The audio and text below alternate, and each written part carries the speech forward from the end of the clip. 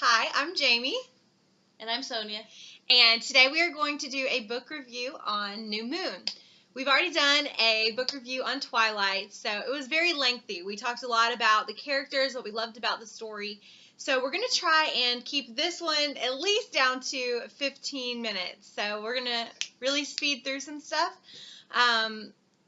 So we're going to spend the first couple of minutes talking about our overall thoughts and ideas. If you haven't read New Moon already, we won't give you any spoilers. And then the next portion of the book review will really be us talking about the story in depth. So for me, I would give New Moon probably 5 stars. I absolutely loved New Moon. It's probably my favorite book out of the entire Twilight saga. So I loved not only the characters, the new characters that Stephenie Meyer introduces, but I also loved the turmoil and the struggle that Bella goes throughout the story. And I would strongly encourage you to read the second book, especially if you are not really into the whole romance thing, because guess what? There's not a whole lot of that in this book. So I strongly encourage you to keep reading. If you definitely love Twilight, it's a difficult read, but it's a good read, and it's exciting. You said 5 stars? 5 stars. Whew. Barely 3, in my opinion. But again, because the book was so challenging, I didn't enjoy it as much. Because there was just too much drama, in my opinion, and I didn't get what I wanted out of the book. You still need to read, if you enjoyed Twilight, you still need to read this no matter what, because you need it to further the whole story. So it is an important book in the series. Can it stand alone? I don't think it can, but it's one of those books where it was definitely not my favorite in the series. But if you do like Twilight, you kind of need to read it anyway. But I would barely give it a 3 just because I didn't enjoy it as much. It's my least favorite book. I will say that Bella is a little crazy in this book, and you've got to kind of give her that.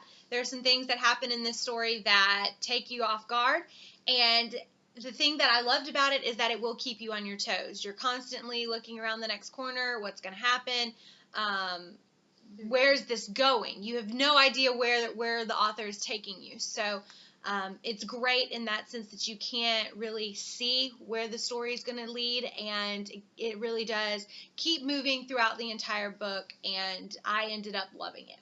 So I think if that sounds like a book like you want to read, then please pick it up. But from here on out, we're going to really spend some time talking about the story in depth. So if you want to stop, read the book, and then come back, we would love to get into a great discussion with you all.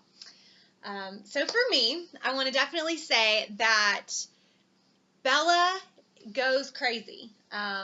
Everyone knows that Bella and Edward actually break up, and she doesn't see him for a good majority of this book. And I think the problem that a lot of people have with the story is that you don't see Edward, and that you grow attached to the relationship in Twilight, and then you expect that same relationship to continue in New Moon, and you don't actually see them at all in this story. You know, they start out, there's the birthday party, then all of a sudden it's kind of weird at school, and then the next thing you know, he's gone. And so you spend a majority of this book with a big question mark. Where did he go? What is he doing? When is he going to return? And so that becomes really your primary focus in continuing to read, is surely he's got to come back. There's got to be something else that we're missing. And it happens early on. I'm just looking at the chapters. I think he's gone by chapter 3. Like, chapter 4 is her starting to deal with him leaving. And then basically he doesn't come back until the very end of the book. Very end. And we're talking, it's 24 chapters. He comes back like 21, 22. So the majority of the book is what Bella does without Edward. I will say the one thing that I absolutely loved that Stephenie Meyer did in the book was, I think a lot of times when you do read a lot and it becomes your hobby, you tend to want to skim over things, and you True. tend to want to just kind of get to the nitty gritty, the meat and potatoes of the story, that oftentimes you rush through the story and you don't take your time with it. And she forces you to slow down and take in the breakup. And she spends 4 pages, October, November, December, and she really just sets up the stage for you. And it makes you slow down and really understand, okay, this is not something that just happened and then it gets fixed in the next chapter. This is something that she's battling with for months and months and months. And it shocked me. I know I turned the page and I was like, okay, surely, the next page, okay, next page, okay, next page. And she's still dealing with this loss, with this breakup. And I absolutely love that, because I love it when the author can force me to do something, and that's really a great thing from a writer's perspective. And so that's probably one of the things that sticks out to me most in New Moon, was that you're forced to deal with this breakup, even though you don't want it to. You fall in love with this relationship, and you're put into a point of view of Bella and the tragedy that surrounds this breakup. I agree. I think it's very real. People who have gone through a breakup will definitely relate to it. You learn so much about the character because you see her going through this, and it's detailed. Mm-hmm. Like, you're going through it with her. Right. And it's because, in a way, you've lost Edward, too. Like you said, character that you've grown very attached to. I didn't like it more because I find books, for me, have to be entertaining. And because it's so serious, and like you said, it's a big challenge going through that. You're going through a breakup with the main character. That's why I didn't like it, because it was kind of a little bit darker than the first book. The first book is all about love. and I mean, that's good. It forces you as a reader to think about specific things with, like I said, with you're basically the character. You're going through that breakup, and it makes it so tough. That's why I didn't like it. I don't like the challenge. But she does an amazing job at making you feel that. I don't think many authors can do that to you, where you're sad for the whole book because you've lost something. Because of that, because you're so upset through the whole story, you get frustrated with it. You're like, why am I reading this story? Why am I going to spend hours on end reading a story that I don't care about right now? The only reason I liked Twilight was because of the relationship, and now the relationship is over. So why am I continuing to read? Because it's that good. Because it's that good. And that's why I really enjoyed it. And, we do get to see Jacob a little more in this story. He, grows up, and he starts developing, and he helps Bella get through all the struggles. He said he starts developing in more ways than one. So, he does turn into a werewolf, and he has the whole pact thing. Until he becomes a man in this. He does. And really what I think is, for me, one of the most important things is that you see Bella lose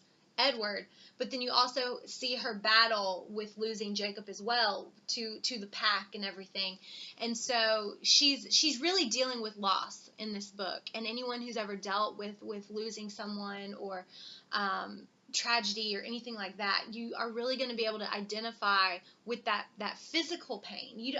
I know that you don't think typically a relationship, losing a boyfriend or, a significant other would be a physical disability, but it is this physical thing that impacts just every single portion of your life. And I think that's it, because you were mentioning where she does this thing where it's just the month on a page, and she does that for a couple, I think it's like 4 or 5 months. It's a lot. So it's basically the whole winter, so you feel her depression. Mm-hmm. That's why I didn't like it, because I was depressed while I was reading it. Mm-hmm.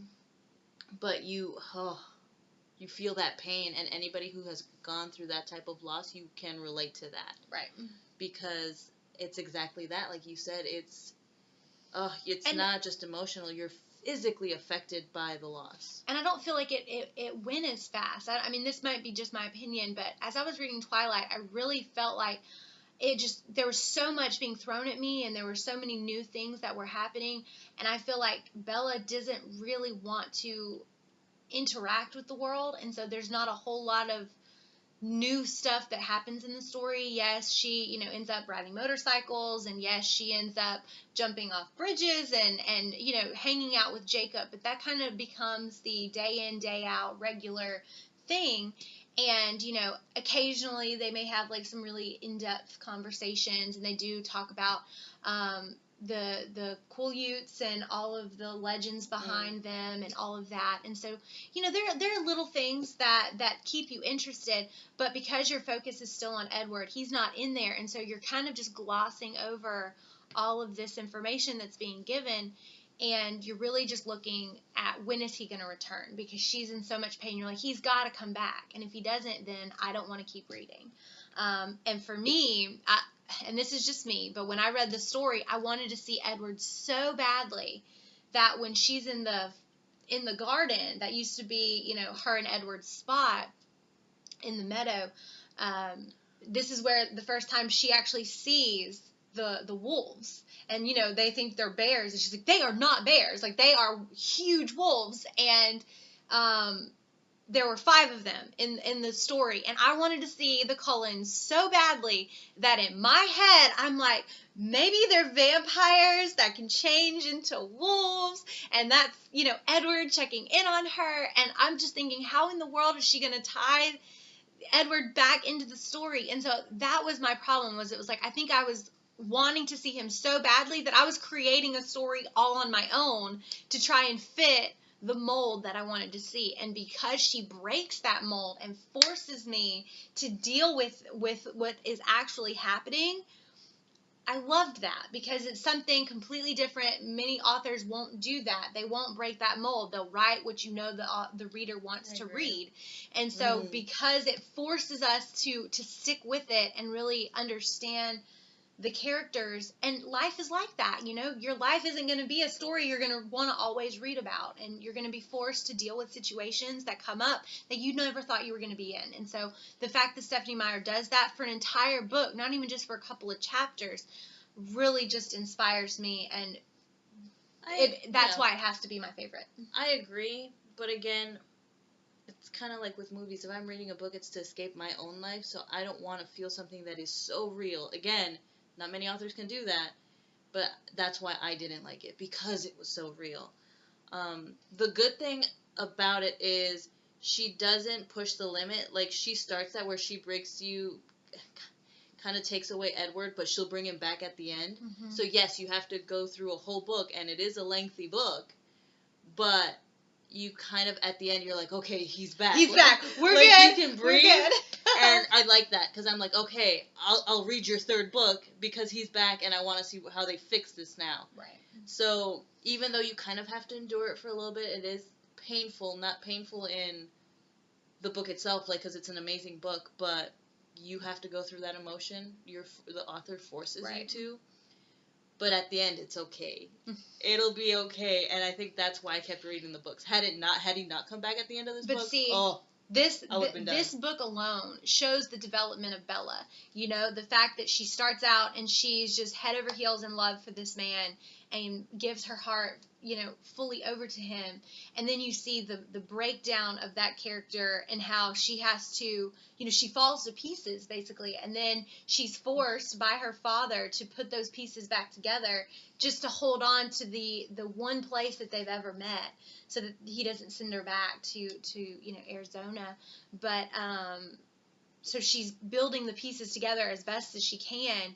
And then Edward does come back at the end of it, but she's different. She has a totally different life. She's had so many different challenges, and she doesn't just blindly accept this idea that you're coming back.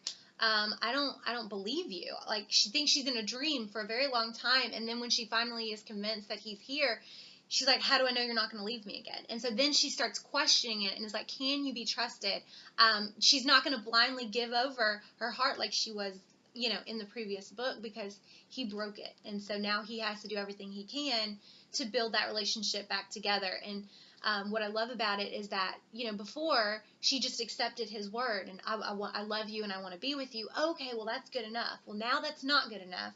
You say you want to be with me. We need to put a plan in action. I'm going to your family, we're putting it to a vote, this is going to happen. And she needed that assurance. But I think that to me empowers her, and it shows her that, okay, this is not just some high school fling that I'm doing. This is not something that, you're going to change your mind on later down the road.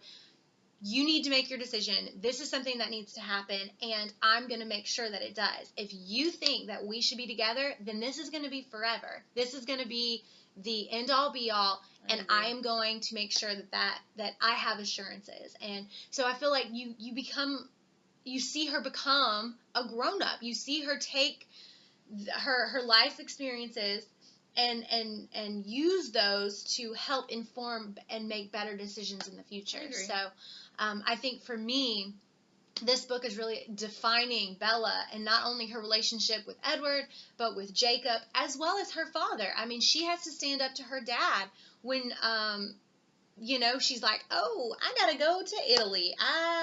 Dad is not gonna like that. But you know what, my dad, like, she just puts it on the line. She knows that she's gonna come home. She's gonna be grounded. She's not gonna, be able to really explain it away because, she's been depressed forever, and this guy did it. But you know what? Edward needs me, and I'm willing to sacrifice my entire life, my family for this man, because I do love him. It shows her growth as a character. It's a whole book about her. So it is. She's a different person at the end of the book than she is in the beginning. Completely different, stronger. And I think I actually started to respect her a little bit more in this book because of that. Because she doesn't take things, she doesn't just accept them. Oh, they're vampires, I'm going to do whatever they say. She becomes a little bit more proactive. Yes. And I like that. She's not just in their world, she's part of it now. Right. So it's worth the read. I absolutely love it. Especially if you like Twilight, you have to stick with this one. Please stick with it. It's really a great read. There's so much in there that we could add on, talk about, that we didn't even touch on. But if you have any questions, comment below. Thank you so much for watching. Bye.